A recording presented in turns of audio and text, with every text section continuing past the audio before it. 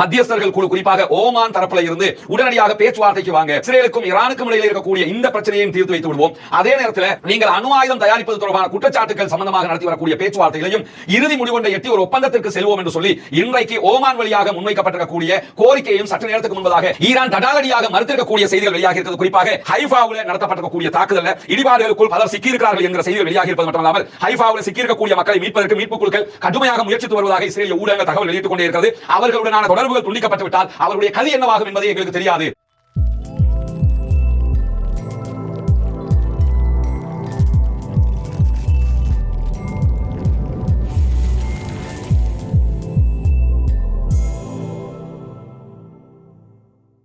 அன்பிற்கினிய சகோதர சகோதரிகளை நம் அனைவர் மீதும் ஏக இறைவனுடைய அமைதியும் கருணையும் உண்டாகட்டமாக என்கிற உயரிய பிரார்த்தனைகளோடு நமக்கெல்லாம் தெரியும் ஈரானுக்கும் இஸ்ரேலுக்கும் இடையிலான உச்சகட்ட வார் ஒன்று தற்போது நடைபெற்று வருகிறது. இஸ்ரேல் ஈரான் மீது தாக்குதலை ஆரம்பித்ததற்கு பிறகு ஈரான் பதிலடி தாக்குதல்களை இஸ்ரேல் மீது தொடர்ச்சியாக நடத்தி கொண்டிருக்கிறது. யாரும் எதிர்பார்க்காத விதமாக ஈரான் இப்படியெல்லாம் தாக்குதல் நடத்துமா என்று ஆச்சரியப்படுகிற அளவுக்கு இஸ்ரேலை ஆட்டம் காண வைக்கிற தாக்குதல்களை ஈரான் தொடர்ந்து நடத்தி வருகிறது. இஸ்ரேலால் தாக்குப்பிடிக்க முடியாத அளவுக்கு நிலைமை மாறி இருக்கிறது. குறிப்பாக வெள்ளிக்கிழமை இஸ்ரேல் தாக்குதல்களை நடத்த ஆரம்பித்த அந்த தருணத்திலிருந்து இஸ்ரேலிய மக்கள் அத்தனை பேரும் அவ்வப்போது அவர்களுடைய இருப்பிடங்களை விட்டு பங்கர்களுக்குள் ஓடி ஒளிய வேண்டிய நிலைமை ஏற்பட்டிருக்கிறது.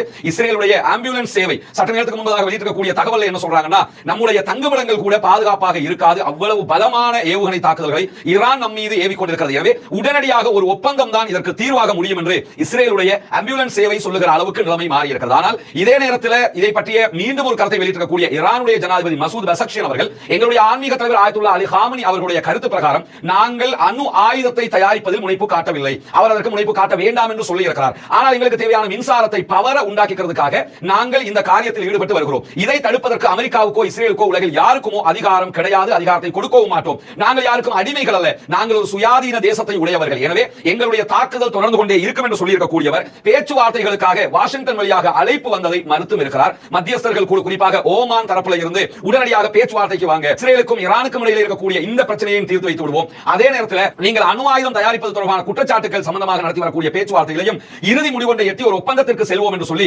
இன்றைக்கு ஓமான் வழியாக முன்வைக்கப்பட்டிருக்கக்கூடிய கோரிக்கையும் சற்று நேரத்துக்கு முன்பதாக ஈரான் தடாலடியாக மறுத்திருக்கக்கூடிய செய்திகள் வெளியாக இருக்கிறது. குறிப்பாக இஸ்ரேல் எங்கள் மீது தாக்குதலை நடத்தி கொண்டிருக்கும் போது பேச்சுவார்த்தை நடத்துவதற்கு நாங்கள் தயாரில்லை என்று ஈரானுடைய ஜனாதிபதி மசூத் பெசக்ஷியன் சொல்லியிருக்கிறார். ராய்ட்டர்ஸ் செய்தி சேவை இந்த செய்தியை வெளியிட்டிருப்பது மட்டுமல்லாமல் இஸ்ரேலிய தாக்குதல்களுக்கு தஹரான் ஈரான் பதிலடியை வழங்கிக் கொண்டிருக்கிறது. எனவே நாங்கள் தான் இறுதியாக முடிக்க வேண்டும். அவங்க ஆரம்பிச்சிருக்காங்க, நாங்கள் தான் முடிக்க வேண்டியிருக்கிறது. எங்களுடைய தாக்குதல்கள் அவர்கள் அடிக்க நாங்கள் கொடுத்துக் கொண்டே இருப்போம். அவர்கள் அடித்ததற்கு பிறகு நாங்கள் நிறுத்த முடியாது, நாங்களும் அடித்து விட்டு தான் நிறுத்துவோம். எனவே எங்களுடைய பதிலடி தாக்குதல்கள் முடிகிற வரைக்கும் பேச்சுவார்த்தைக்கு வர முடியாது என்று சொல்லியிருக்கக்கூடியவர் அமெரிக்காவினுடைய அழுத்தங்களுக்கு அடிபணிவதற்கு நாங்கள் ஒன்றும் இஸ்ரேல் இல்லை என்பதையும் திட்டவட்டமாக சொல்லியிருக்கக்கூடிய ஒரு காட்சி இன்றைக்கு நடந்தேறியிருக்கிறது. எனவே ஈரான் மிக தெளிவாக இருக்கிறது, எவ்விதத்திலும் யுத்தத்திலிருந்து பின்வாங்குவதில்லை என்பதை. அது மட்டுமல்லாமல் இன்றைக்கு இஸ்ரேலுடைய தேசிய பாதுகாப்பு கவுன்சிலுடைய தலைவர் சொல்லியிருக்கக்கூடிய ஒரு அறிக்கை வெளியாக இருக்குது. எல்லாம் பார்த்து சிரிக்கிறதா சிந்திக்கிறதா என்கிற யோசனையே இருக்குது. என்னன்னு சொன்னா, நடந்து வரக்கூடிய இந்த தாக்குதல் நடவடிக்கை என்பது அச்சுறுத்தலை முடிவுக்கு கொண்டு வராது. ஈரான் மேல நாம தாக்கிட்டோம்ங்கிறதுனால ஈரானை முடிச்சிட்டோம் அர்த்தம் கிடையாது.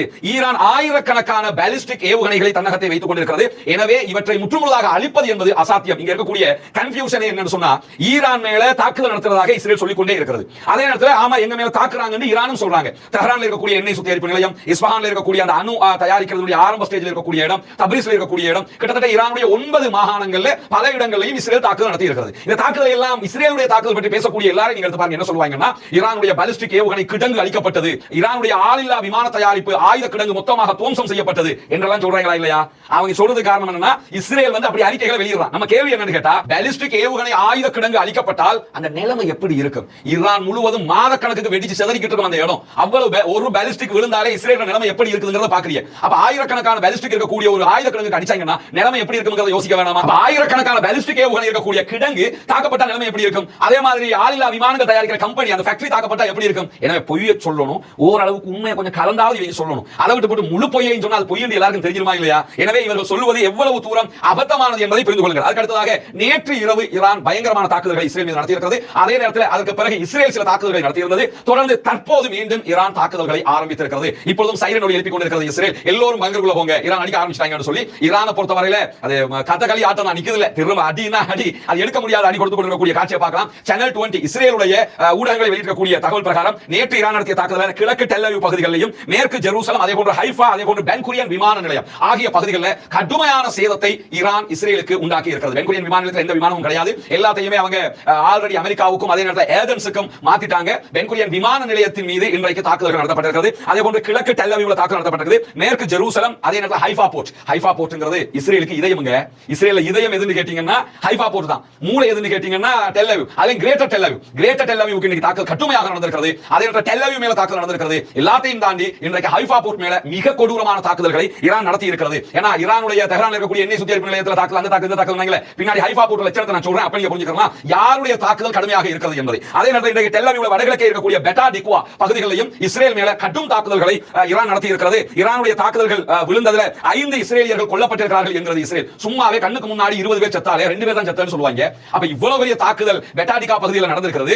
5 பேர் தான் கொல்லப்பட்டாங்க அப்படின்னு சொல்லி கொண்டிருக்காங்க. ஆனா 100க்கும் மேற்பட்டவர்கள் படுகாயம் அடைந்தார்கள். பரவாயில்லை, அவங்க சொல்றாங்கன்னு கேட்டுட்டு போயிருவோம். நிலைமை என்னன்னு கேட்டா அங்க நூற்றுக்கணக்கானவர்கள் எத்து மடிகிறார்கள். அதெல்லாம் வெளியே சொன்னா கேவலம்ங்கிறதால தேச துரோக குற்றத்தில் வழக்கு பதிவு செய்வோம்னு சொல்லியும் அவங்க சொல்லி இருக்கிறதுனால அந்த செய்திகள் வெளிவராமல் இருக்கிறது என்பதையும் புரிந்து கொள்ளுங்கள். அதே போன்று டெல் அவீவ் பகுதிகளில் நேற்று இரவு நடத்தி இருக்கக்கூடிய தாக்குதல்களை தனியாக 103 பேர் படுகாயம் அடைந்திருக்கிறார்கள் என்கிற செய்திகளை இன்றைக்கு இஸ்ரேலுடைய சேனல் 20 வெளியிட்டிருக்கக்கூடிய காட்சிகளும் நடந்தே இருக்கு. இதெல்லாம் இஸ்ரேலுடைய ஊடகங்களை சொல்லக்கூடிய தகவலை தான் சொல்றேன். அல் ஜசீரா சொல்ற தகவல் கிடையாது. அல் ஜசீரா சொன்னா அவங்க கூட்டி குறைச்சி சொல்லிட்டாங்கன்னு சொல்லுவாங்க இஸ்ரேலை பத்தி. இஸ்ரேலிய ஊடகங்களை பட்டையாக இதை எழுதி கொண்டிருக்கிறார்கள். அது மட்டுமல்லாமல் இன்றைக்கு இஸ்ரேலுடைய கான் நியூஸ் ஏஜென்சி வெளியிட்டிருக்கக்கூடிய தகவல்களை டெல் அவீவ் பகுதிகளில் ஈரான் நடத்திய தாக்குதலில் கடுமையாக பாதிக்கப்பட்ட கட்டிடம் மொத்தமாக இடிந்து வீழ்ந்ததில் 3 பேரை காணவில்லை என்று சொல்லியிருக்கார். பாரிய கட்டிடமே மொத்தமாக இடிந்து வீழ்ந்திருக்கிறது. எல்லாம் அங்க ஜீரோ வைத்து தான் அடிச்சிட்டு இருக்காங்க.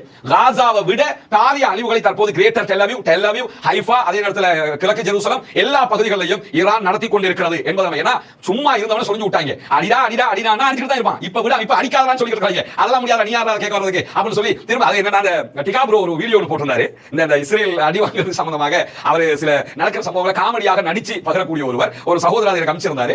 அதுல வந்து அழகா இஸ்ரேல் அமெரிக்காவுடைய பேச்சை கேட்டு எப்படி போய் ஈரான் மாத்தி இருக்காங்கிறத தத்ரூபமாக சொல்லி இருக்கிற நேரத்துல தான் அடிடா அடிடான்னு சொல்லி கேட்டுக்கிட்டே இருந்தாங்க. இப்ப அடிக்கும் போது அடிக்காதான்னு சொல்லிட்டு இருக்காங்கிறத அவரிச்சிருப்பாரு. அந்த நிலைமையில தான் இப்போது இஸ்ரேல் இருக்கிறது என்பதை புரிந்து கொள்ளுங்கள். டெல் அவீவ் பகுதியில் 3 இடங்கள்ல மக்கள் இடிபாடுகளுக்குள் சிக்கி இருக்கிறார்கள் என்கிறது இஸ்ரேலுடைய கான் நியூஸ் ஏஜென்சி. டெல் அவீவ்ல இருக்கக்கூடிய குஷ்டன் என்கிற பகுதிகளில் 3 இடங்கள்ல தான் கடுமையான தாக்குதலை நேற்று இரவு ஈரான் நடத்தி இருப்பது மட்டுமல்லாமல் இஸ்ரேலுக்கான அமெரிக்க தூதர் அதாவது மைக் ஹக்கபி அவர் என்ன சொல்லியிருக்கிறார் சொன்னா இவங்க தான் டெல் அவீவ்ல இருக்கக்கூடிய அமெரிக்காவுடைய தூதுவர் ஆலயத்துக்கு அருகாமையிலேயே ஈரான் ஒரு பாரிய தாக்குதலை நடத்தி இருக்கிறது. அந்த தாக்குதலில் ஒரு கட்டடம் முழுமையாக சேதமடைந்திருக்கிறது என்கிற செய்தி வெளியாகி இருக்கிறது.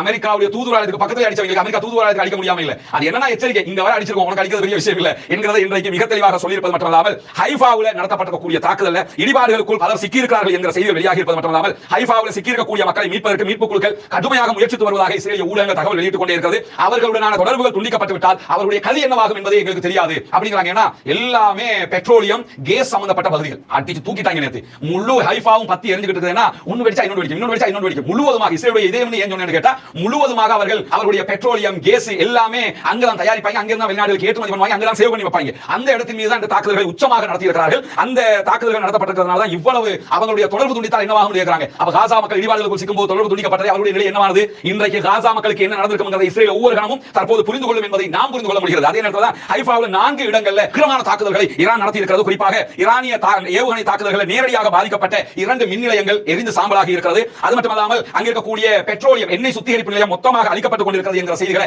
இன்றைக்கு இஸ்ரேலை வெளியிட்டிருப்பது மட்டுமல்லாமல் இந்த ஹைஃபா போர்ட்டில் இருக்கக்கூடிய எண்ணெய் சுத்திகரிப்பு நிலையம் எப்படின்னு கேட்டா ஒரு நாளைக்கு 10 மில்லியன் டன் கச்சா எண்ணெய்களை பதப்படுத்துகிறது. ஒரு நாளைக்கு 10 மில்லியன் டன் கச்சா எண்ணெய்களை பதப்படுத்தக்கூடியதுதான் இந்த ஹைஃபா போர்ட். அதுக்கு தான் நேற்று அடி அடி பின்னாடி பார்க்கிற காட்சி ஹைஃபா போர்ட் எரிகிற காட்சி. அது மட்டுமல்லாமல் ஐரோப்பாவுக்கு அதிகமான எண்ணெய்களை அவர்கள் இங்கிருந்து ஏற்றுமதி செய்கிறார்கள். ஹைஃபா பகுதியில் இருக்கக்கூடிய பசான் வேதியியல் சுத்திகரிப்பு வளாகம் மொத்தமாக எரிந்து சாம்பலாக இருக்கு. இதுதான் இஸ்ரேலில் இருக்கக்கூடிய ஆகப்பெரிய வேதியியல் சுத்திகரிப்பு வளாகமாக இருக்கிறது. அது மொத்தமாக அழிந்திருக்கிறது. ஒரு நாளைக்கு 2 லட்சம் பீப்பாய்கள் 2 லட்சம் பேரல்கள்ல பெட்ரோலை இது சுத்திகரித்து வெளிநாடுகளுக்கு ஏற்றுமதி செய்கிறது. அதனால முழுக்க பெட்ரோல் தாங்க எரிஞ்சிட்டு இருக்குது. அவ்வளவு அடி ஹைஃபாவை எடுக்கிறது ஒன்றும் கிடையாதுங்கிற அளவுக்கு கடுமையான தாக்குதல் நடத்தப்படக்கூடிய நேரத்தில் நேற்று இரவு மாத்திரம் இஸ்ரேலை நோக்கி 100 ஹைப்பர்சோனிக் ஏவுகணைகளை இஸ்ரேல் மீது ஈரான் ஏவி இருப்பதாக சொல்லப்படுகிற அதே நேரம் 10 தான் எங்களால் தடுக்க முடியல, 90 தடுத்து ஹைப்பர்சோனிக்கை தடுக்கவே முடியாதுங்கிறது அவங்களுக்கு தெரியும். அதுவும் ஒரு பச்சை பொய்யான செய்தி என்பதை தாண்டி இந்த அளவு தாக்குதல்கள் நேற்று இரவு மிக மிக கடுமையாக நடத்தப்பட்டிருக்கிறது. இஸ்ரேல் ஈரான் மீது கடுமையான தாக்குதல்களை நடத்துகிறார்கள் என்பது எந்த மாற்ற கருத்து இல்லை. அதே நேரத்தில் ஈரான் அதைவிட கடுமையான கொடூரமான தாக்குதல்களை இஸ்ரேல் மீது நடத்தி கொண்டிருக்கிறார்கள் என்பதை நாம் புரிந்து கொள்ள வேண்டும். நேற்று இரவு நடந்த தாக்குதல்கள் சம்பந்தப்பட்ட செய்திகளை தான் உங்களுக்கு கொண்டு வந்திருக்கிறோம். இன்ஷா அல்லாஹ் அடுத்த வீடியோவில் தற்போது நடக்கக்கூடிய தாக்குதல் தொடர்பான செய்திகளையும் ஆயத்துல்லா அலி ஹாமனி மீது கொலை அச்சுறுத்தல் விடுக்கப்பட்டிருக்கிறது, அது உண்மையா பொய்யா, அவரை கொல்ல முடியுமா முடியாத, அவர் எங்க இருக்கிறார் என்பது தொடர்பான செய்திகளையும் அடுத்த வீடியோவில் எதிர்பாருங்கள். பாலஸ்தீனம் வெற்றி பெறட்டும், பாலஸ்தீனம் சுதந்திரமடையட்டும், பாலஸ்தீன மக்கள் நம்மை போன்ற நிம்மதியானவர்களாக மாற வேண்டும் என்ற உயரிய பிரார்த்தனைகளோடு அவர்களுக்காக மறவாமல் துஆக்களை செய்யுங்கள் என்ற கோரிக்கைகளோடு முடித்துக் கொள்கிறேன். வாஹதவானா அல்ஹம்துலில்லாஹி ரப்பில் ஆலமீன். இவங்க தான் அப்துல் ஷுக்கூர் ஏரியா பள்ளியினுடைய தலைவராக பொறுப்பாளராக இருக்கிறாங்க மஹல்லாக்கு. இவங்க வழியாகத்தான் நம்ம இந்த மக்கள் அடையாளம் கண்ட ஆரம்பத்தில் இவங்க தான் இப்படி ஒரு பிரச்சனை இருக்குது மக்களுக்கு முடிஞ்சதை பண்ணுங்கன்னு சொல்லி சொன்னாங்க. அல்ஹம்துலில்லாஹ் அவங்களோட எண்ணம் அல்லாஹ் அவங்களுக்கு பரிபூர்ணமான கூலியை கொடுக்கணும். எந்த விதமான சுயநலன் மற்றும் தனக்குரிய தேவைகள் இருந்தாலும் எதையுமே கவனத்துல கொள்ளாம இந்த மக்களுக்காக பண்ணுங்கன்னு சொல்லி இந்த ஏற்பாடு பண்ணி தந்தாங்க. அல்ஹம்துலில்லாஹ் இன்னைக்கு வேலை ஆல்மோஸ்ட் கம்ப்ளீட் ஆயிடுச்சு. இன்னொரு சின்ன 2 வேலை மட்டும் இருக்குது. இந்த மாசம் கடைசியில நாங்க வீட்டை ஒப்படைச்சிருவோம். அந்த உரிய 5 குடும்பங்களுக்கு கொடுத்துருவோம். இன்னும் 9 வீடுகள் நம்ம கட்ட இருக்குது இன்ஷா அல்லாஹ். அப்படி இருக்கிற போதுதான் கொண்டு வந்த தலைவரை வீடுகளை இதுவரைக்கும் முடிச்ச பகுதியில காட்டி இருக்கிறோம். இப்ப தலைவர் பாத்துருக்காரு. எப்படி இருந்துச்சு? அல்ஹம்துலில்லாஹ் கிடைச்சது அப்படியே கொண்டு கொண்டிருக்கிறோம். அவ்வளவுதான். அல்ஹம்துலில்லாஹ் மாஷா அல்லாஹ் ரொம்ப திருப்தியாக எல்லா வேலைகளும் நடந்திருக்குது. அல்ஹம்துலில்லாஹ் சொல்லி அந்த குடும்பங்களுக்கு விரைவில் இந்த மாசத்துக்குள்ள நம்ம அந்த வீடுகளை கையளிச்சுவோம். கையளிச்சதுக்கு பிறகு அடுத்த வீடுகளை கட்டுகிற பணிகளுக்கு 9 வீடுகள் கட்டணும். இதுக்கு உதவி செஞ்ச மாதிரி எல்லோரும் அதற்கும் நீங்கள் உதவி செய்ய வேண்டும். உங்களுடைய உதவிகள் கொண்டு தான் நம்ம இதெல்லாம் பண்ணிக்கிட்டு இருக்கோம். அல்ஹம்துலில்லாஹ் அந்த குடும்பங்களுடைய மகிழ்ச்சி இதில் அடங்கி இருக்குது. அல்லாஹ்வுடைய திருப்பொருத்தம் நமக்கு இதில் அடங்கி இருக்குது. எனவே இதற்கு உதவி செய்திருக்கக்கூடிய அத்தனை பேருக்கும் நாங்க நன்றி சொல்லிக் கொள்வதோடு அல்லாஹ் உங்களுக்கு அருள் புரியணும். அதே நேரத்தில் மற்றும் 9 வீடுகள் இருக்குது. அதில் கட்டுறதுக்கும் நீங்க உதவி செய்யணும். ஏற்கனவே நான் சொல்லியிருந்தேன் சில சகோதரர்கள் நமக்கு இதுல 140 ரூபா அனுப்பியிருந்த ஆட்களும் இருக்கிறாங்க. ஒரு 100 ரூபா அனுப்பின ஆட்களும் இருக்கிறாங்க. அதை தாண்டி தங்களால முடிஞ்ச அளவுக்கு தந்த சகோதரர்களும் இருக்கிறாங்க. அதுக்கு சொல்ல வரேன், அவங்க சின்ன ஒரு அமௌண்ட் ஆனாலும் இதை வரணும். அவங்க இது அத்தனை பேரும் சேர்ந்து செஞ்சிருக்கோம். தனியாக செஞ்சதல்ல, அத்தனை பேரும் சேர்ந்து நம்ம இதை பண்ணிருக்கிறோம். ரொம்ப அருமையாக பாக்குறதுக்கு ரொம்ப சந்தோஷமா இருக்கு. எங்களுக்கு நாங்க எப்படி வீடு கட்டி அப்படி கட்டுவோமோ அதே மாதிரி கட்டிருக்கிறோம். எங்களால முடிஞ்ச வரைக்கும். அது சரி, அல்ஹம்துலில்லாஹ். இன்ஷா அல்லாஹ் இதை பார்க்கிற சகோதரர்கள், இதற்காக உதவி செய்த சகோதரர் அத்தனை பேரும் அல்லாஹ் அருள் புரியட்டும். மற்ற வீடுகளுடைய பணிகளை இது கொடுத்ததோட நம்ம ஆரம்பிக்க வேண்டியிருக்கு. அந்த மக்களும் அடுத்த எதிர்பார்ப்போட இருக்கிறாங்க. எனவே அதற்காக உங்களுடைய உதவிகளை வாரி வழங்குமாறு கேட்டுக்கொள்கிறேன். முன்னால் இருக்கிற நம்முடைய அக்கௌண்ட் நம்பருக்கு நீங்க நேரடியாகவே உங்களால் முடிந்த உதவிகளை தான தர்மங்களை வைப்பு செய்ய முடியும். அதே நேரத்தில் சில நாடுகளிலிருந்து வைப்பு செய்ய முடியாது என்று சொல்லக்கூடிய சகோதரர்கள் முன்னால் இருக்கிற வாட்ஸ்அப் மற்றும் தொலைபேசி இலக்கத்திற்கு என்ன நீங்கள் தொடர்பு கொள்ள முடியும். தொடர்பு கொள்கிற பட்சத்தில் அதுக்குரிய வழிகாட்டுதல்களையும் நம்ம தரதுக்கு தயாராக இருக்கிறோம். அத்தனை பேரும் இந்த மக்களுக்காகவும் எங்களுக்காகவும் துஆ செய்கிற அதே நேரம் சகோதரர் அப்துல் ஷுக்கூர் அவங்க தான் இதற்கு முன்னணியான இதனுடைய விதையை போட்டது இவங்க தான். எனவே அல்லாஹ் தஆலா அவருக்கும் அருள் புரிய வேண்டும் சொல்லி அல்லாஹ் இடத்துல பிரார்த்தனை செய்யுங்க. எங்களுக்காக நீங்களும் பிரார்த்தனை செய்யுங்க தலைவரே. இன்ஷா அல்லாஹ் அல்லாஹ் பரக்கத் செய்யட்டும். இன்ஷா அல்லாஹ் உங்களுக்கு சந்தோஷம் தானே? உங்களோட முயற்சிக்கு அல்லாஹ் அதுக்குரிய நீங்க எதிர்பார்த்தது நடக்குது இன்ஷா அல்லாஹ்.